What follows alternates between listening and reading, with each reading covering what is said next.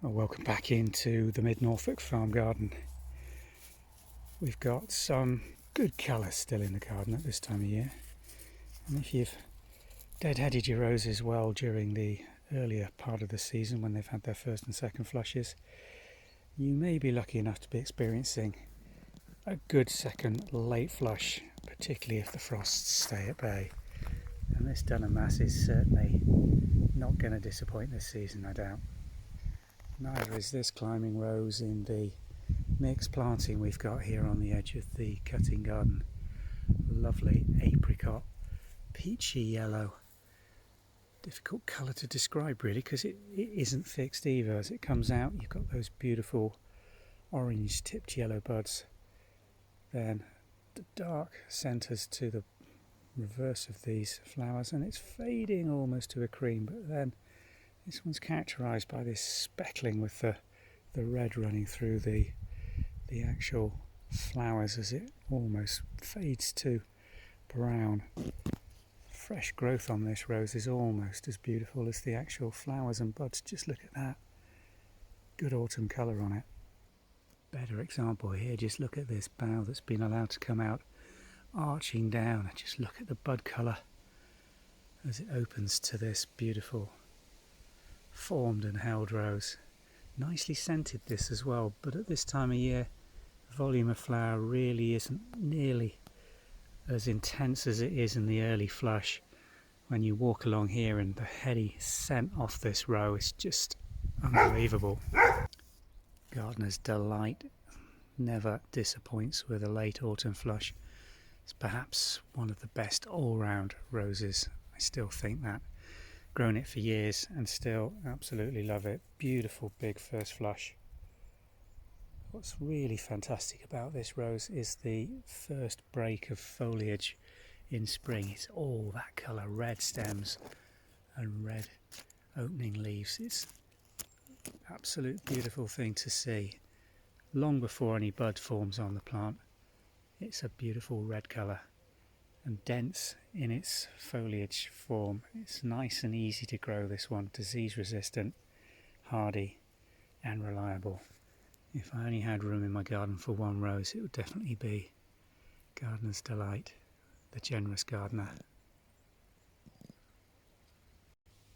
It's not every year we get this display in this back border.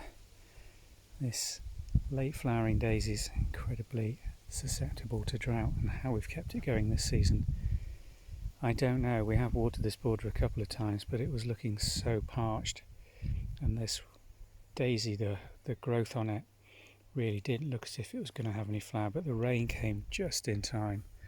We've got a big area of this. It's a bit of a thug when it gets going. It does mug everything else in its path, growing right up to the edge of the lawn here. There were other plants in this area and it's just taken over, but quite happy to let it do so, because this is a difficult spot of the garden to grow things in. Got a thick deep hedge behind, and the roots of that pull so much moisture and nutrients out of this area of soil. To grow anything well here is quite difficult, so this is an easy plant to grow and gives a reliable autumn flowering, different densities each year. But this year it's done very well. It's giving us this beautiful display. No scent, but a good green backdrop. And it's bug friendly. The insects do like this. There's none on it this time of day. A little bit too breezy, and the sun's just fading a little bit here for the insects to be on it at this time of day. We're not the only ones to enjoy the apple crop in this garden. Dogs will quite happily eat fallers. Got to watch out for the wasps in it. She did get stung earlier this season. I don't think it was actually eating an apple at the time. I think he's just standing well back, and he'll go in and pick up any little bits that she's not bothered with later. Do have to watch they don't have too many, because there's a lot of arsenic in those pips. So not a great idea for them to actually gorge themselves on too many. So do keep an eye on them. Tucked in the back here, shady area at this time of year. A few little cuttings that we put in of the autumn Joy Sedum. It's just coming into its peak flower now. This one's still attracting the bees really well even at this time of day. Look at those two working their way over these big large heads, plenty of nectar tucked in those individual little flowers for them to enjoy. And it's a great and reliable autumn colour plant to grow.